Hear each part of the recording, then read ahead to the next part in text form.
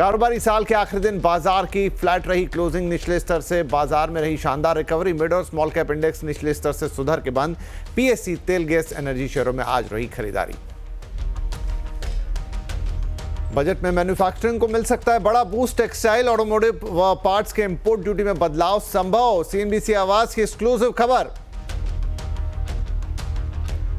चुनाव से केजरीवाल की पुजारी ग्रंथि सम्मान योजना से गरमाई दिल्ली की सियासत। दिल्ली के हनुमान मंदिर से रजिस्ट्रेशन की शुरुआत। बीजेपी और कांग्रेस ने योजना को बताया मजहबी एजेंडा। बीपीएससी परीक्षा को लेकर नहीं थम रहा है विवाद। पटना में छात्रों का प्रदर्शन जारी। परीक्षा रद्द करने की मांग को लेकर विपक्ष का आज राजभवन मार्च। प्रशांत किशोर ने परीक्षा रद्द करने के लिए दिया 48 घंटे का अल्टीमेटम। नए साल में अनचाही कॉल्स पर लगेगी लगाम। टेलीमार्केटिंग कंपनियों की जवाबदेही होगी तय। बैंक, फाइनेंस कंपनियां और टेलीमार्केटर्स पर भी लगेगा जुर्माना। टीआरआई जारी कर सकता है कंसल्टेशन पेपर। इसरो का स्पेडएक्स मिशन सफलतापूर्वक लॉन्च। अगले हफ्ते अंतरिक्ष में 2 सैटेलाइट्स को आपस में जोड़ेगा भारत। स्पेस डॉकिंग टेक्नोलॉजी वाला विश्व का चौथा देश बनने के लिए तैयार। और खट्टी मीठी यादों के साथ आज साल 2024 की विदाई, लेकिन नए साल का काउंटडाउन शुरू।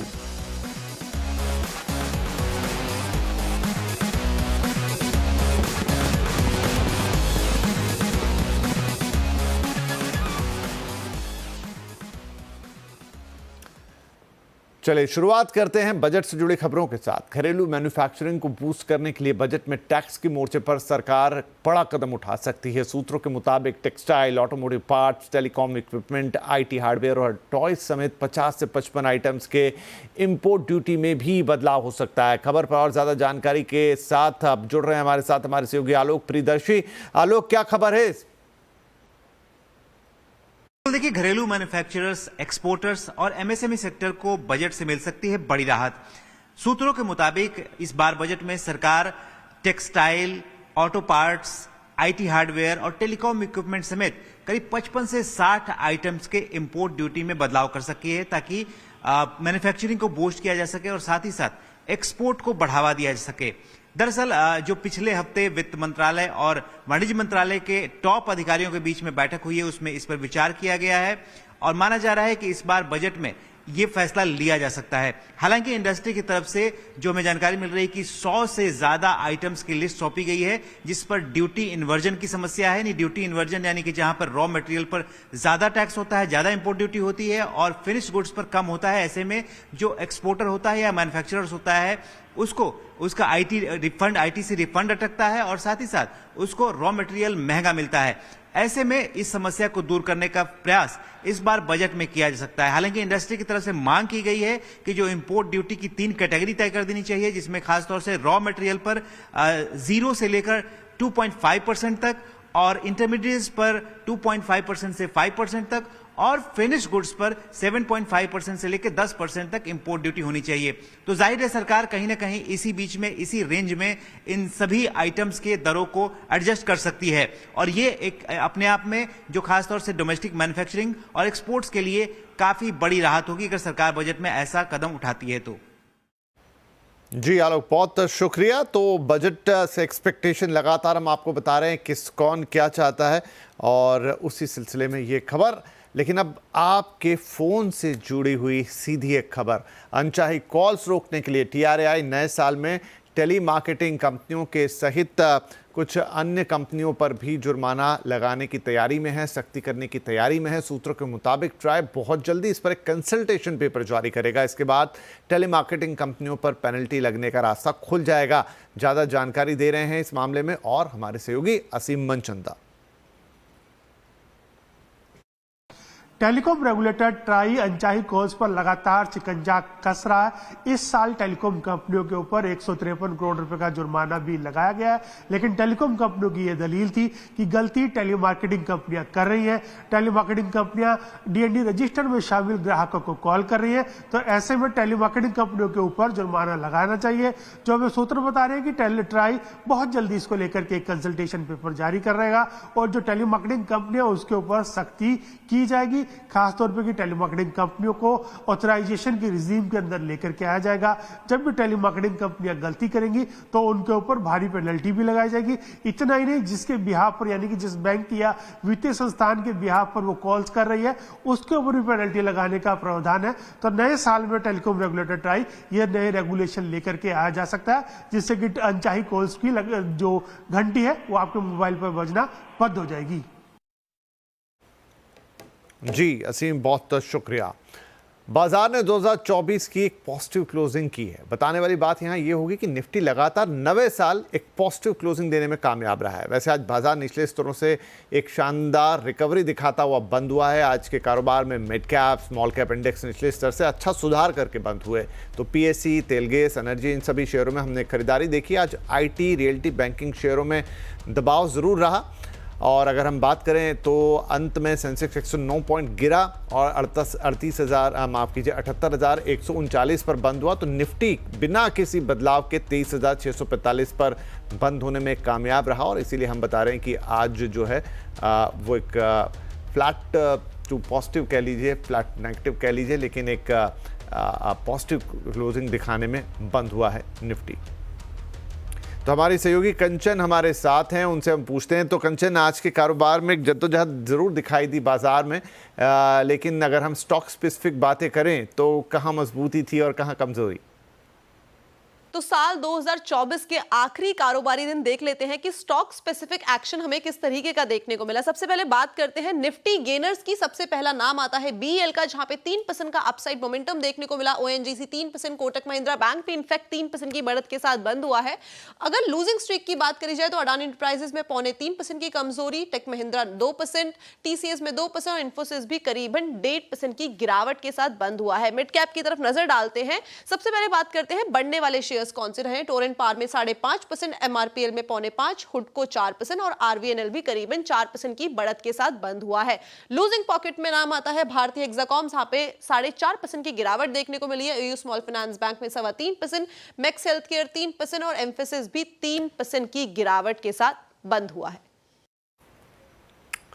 राइट, थैंक यू कंचन। तो ये था साल का आखिरी कारोबारी दिन, जहां पर हमने देखा कौन चढ़ा और कौन गिरा। इधर निवेशकों के लिए साल कैसा रहेगा और आने वाले साल में क्या रहेगी बाजार की चाल, आज आवाज़ अड्डा में इसी पर होगी बड़ी बात। शाम 7:57 पर जरूर जुड़िएगा हमारे साथ। आज का आवाज़ अड्डा खास तौर पे होगा मार्केट्स के ऊपर। 2025 शेयर बाजार कराएगा माला माल। चलिए अब कुछ राजनीति की खबरें देख लेते हैं। अरविंद केजरीवाल ने आज दिल्ली के कश्मीरी गेट में मरघट्टा वाले बाबा मंदिर से ग्रंथी पुजारी योजना के रजिस्ट्रेशन की शुरुआत की है। कल ही केजरीवाल ने इस योजना का ऐलान किया था। इस योजना के तहत मंदिर के पुजारियों और गुरुद्वारे के ग्रंथियों को दिल्ली सरकार 18,000 रुपये हर महीने देगी। केजरीवाल ने कहा है कि चुनाव के बाद आम आदमी पार्टी की सरकार बनने पर यह योजना लागू की जाएगी। फिलहाल इसका रजिस्ट्रेशन किया जा रहा है। इससे पहले केजरीवाल की 2 फ्लैगशिप योजनाएं विवादों में आ चुकी हैं।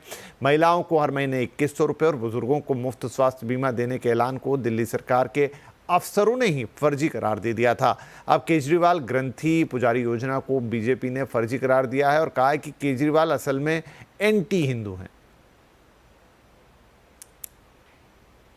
अब ये कहने की बात आएगी कि ऐसा क्या हुआ, ऐसा क्या हुआ?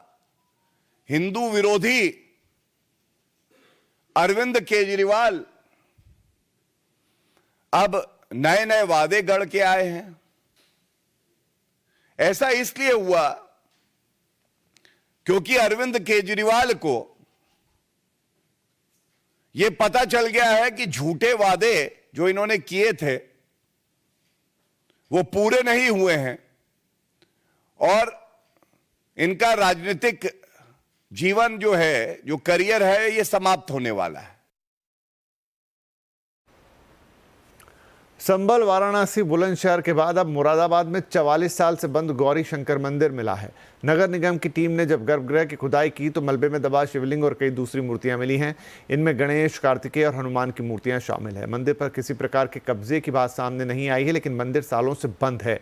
खबरों के मुताबिक साल 1980 में दंगे हुए थे जिसमें मंदिर के पुजारी की मौत हो गई थी और इसके बाद से ये मंदिर उपेक्षित रहा। यहां तक कि मंदिर के दरवाजे भी चुनाई करके बंद कर दिए गए थे। हाल में तत्कालीन पुजारी के पोते ने नगर निगम को मंदिर खुलवाने के लिए आवेदन दिया था। अब मंदिर की साफ सफाई और रंग रोगन करके वहां दोबारा पूजा शुरू करवाने की तैयारियां की जा रही हैं। मंदिर के गर्भगृह के बाद अब आपको वो तस्वीरें दिखाते हैं जिन्हें देखकर आप थोड़ा हैरान हो जाएंगे। मंदिर में 3 से 4 फीट का मलबा निकला है जिसमें शिव परिवार की खंडित मूर्तियां मिली हैं। आपको मुरादाबाद में गौरी शंकर मंदिर से दीपक बिष्ट की एक एक्सक्लूसिव रिपोर्ट दिखाते हैं।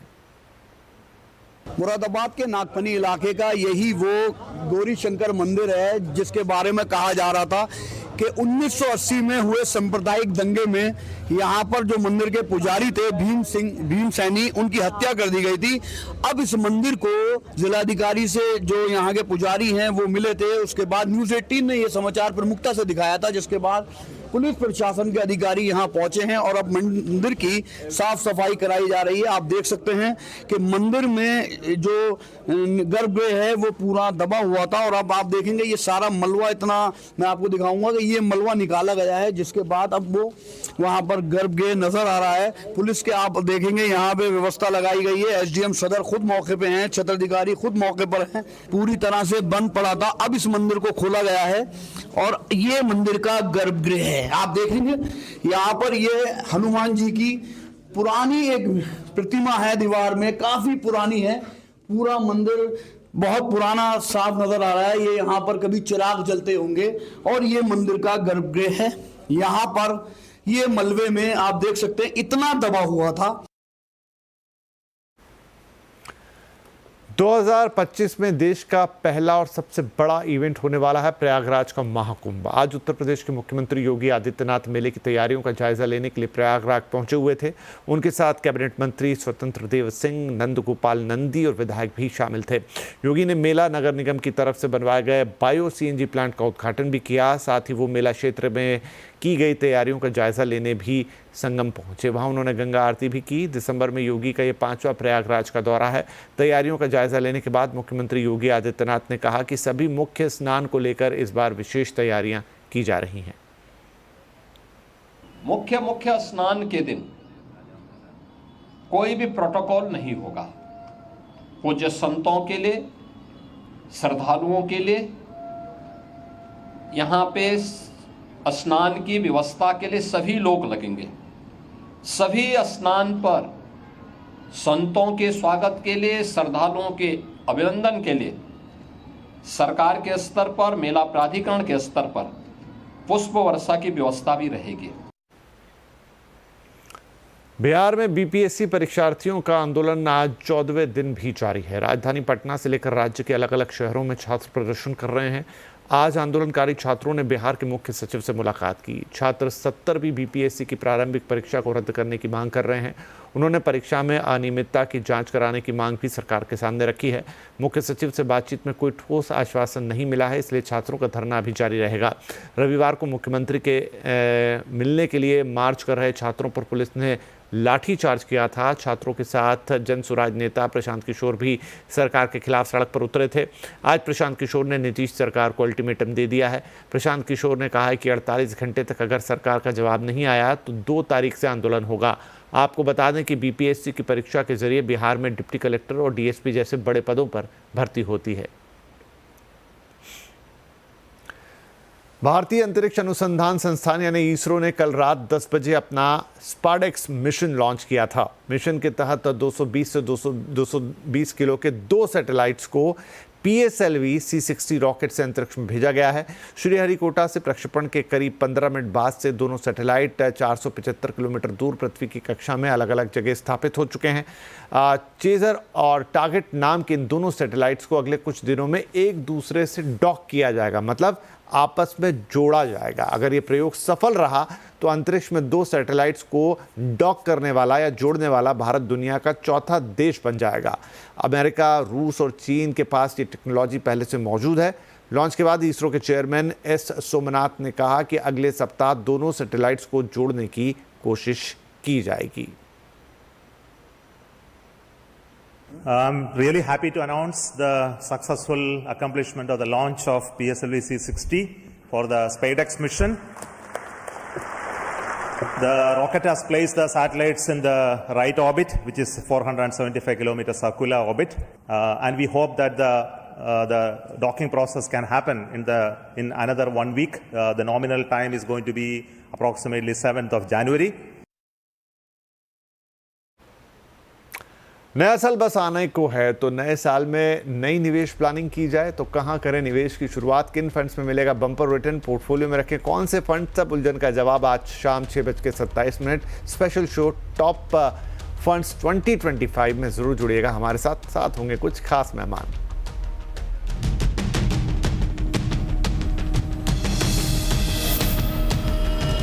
दिल्ली एनसीआर में भी नए साल की धूमधाम है, मगर पार्टी से पहले कुछ नियम हैं जिन्हें जानना बेहद जरूरी है। और क्या है ये नियम, बता रहे हैं हमारे सहयोगी रोहन सिंह।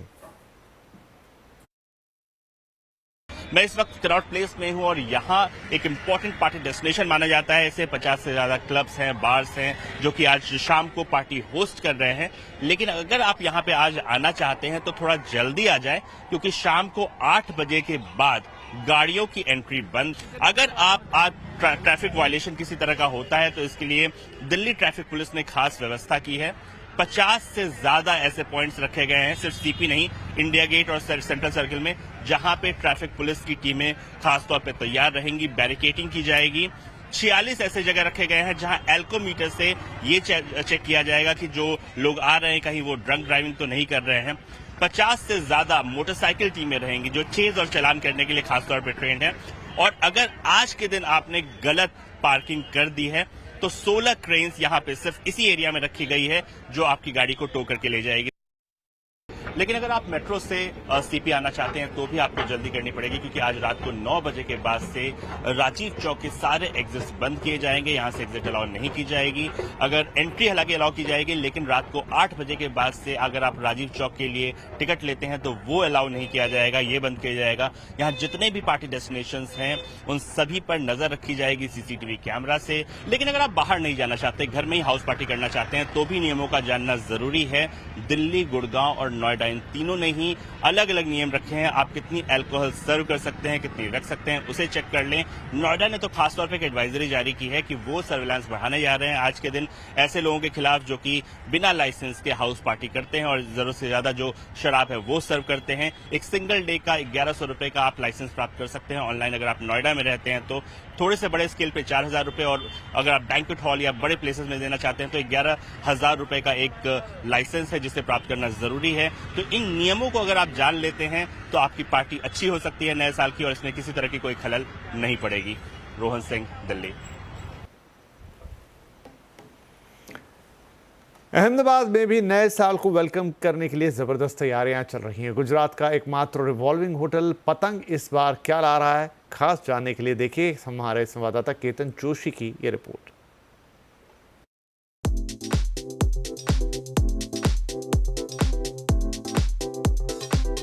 221 फीट की ऊंचाई पर स्थित अहमदाबाद का पतंग होटल 1 मिनट में पूरा चक्कर लगा लेता है। आप नए साल पर यहां अहमदाबाद का 360 डिग्री नज़ारा लेते हुए डिनर का लुत्फ उठा सकते हैं। होटल में विशेष लाइटिंग की गई है, साथ ही आप शहर की रोशनी, साबरमती रिवर फ्रंट और फायर क्रैकर्स का नज़ारा भी ले सकते हैं। ऐसा है कि हर बार की तरह इस साल भी हम लोग पतंग रिवॉल्व रेस्टोरेंट अपने गेस्ट के वेलकम करने के लिए पूरी तरह से तैयार है। और इस बार खास ये रहेगा कि 221 फीट की हाइट पर टेरिस पे हम लोग बहुत ही बढ़िया फायर क्रैकर्स का अरेंजमेंट किया है। तो नए साल का हम लोग स्वागत उस प्रकार से करेंगे। और देखा जाए तो नए साल का इसमें पतंग के अंदर में शान, शौकत और रंगत तो वही रहेगी, पर रेट की बात करें तो हम लोग रेगुलर रेट रखने वाले हैं। डिनर के लिए हम लोगों ने खास अरेंजमेंट किया है। यदि हम डेजर्ट की बात करें तो इस बार डेजर्ट में बहुत ही शानदार एक हलवा और रबड़ी का हमने फ्यूजन किया है कि लोगों का टेस्ट बड्स को एक नया डिफरेंट चेंज मिलेगा। हम लोग इस बार रेगुलर रेट रख रहे हैं 2200 रुपए पर पर्सन। इतनी ऊंचाई से नए साल का नजारा लेने के लिए लोग ऑफलाइन बुकिंग अभी से करवा रहे हैं। ये रेस्टोरेंट की स्पेशल बात ये है कि ये हाइट पे होने की वजह से आपको 31st की नाइट पे काफ़ी अच्छा सुंदर व्यू मिलेगा लाइट्स का। प्लस डिनर के साथ यहाँ का स्पेशल अट्रैक्शन है फायर क्रैकर्स। और नए साल की शुरुआत करने के लिए इससे अच्छा स्पेशल मौका और स्पेशल जगह तो हो ही नहीं सकती है। बुकिंग लगभग फुल है। नए साल को अनोखे तरीके से मनाने के लिए लोग अभी से काफी उत्सुक हैं। नए साल में सिर्फ स्वादिष्ट व्यंजन खाना ही मकसद नहीं है, लेकिन कोशिश ऐसा समय बांधने की है जो कि पूरा साल याद रहे। केतन जोशी, अहमदाबाद। साल 2025 कल से शुरू होने जा रहा है। नए साल के इस खास दिन हर कोई एक रेजोल्यूशन लेता है। नए साल में किसी को हेल्थ तो किसी को वेल्थ चाहिए। CNBC आवाज़ का नए साल में क्या है रेजोल्यूशन? इनफैक्ट CNBC आवाज़ में काम करने वालों का जायजा ले रही है हमारी सहयोगी कंचन।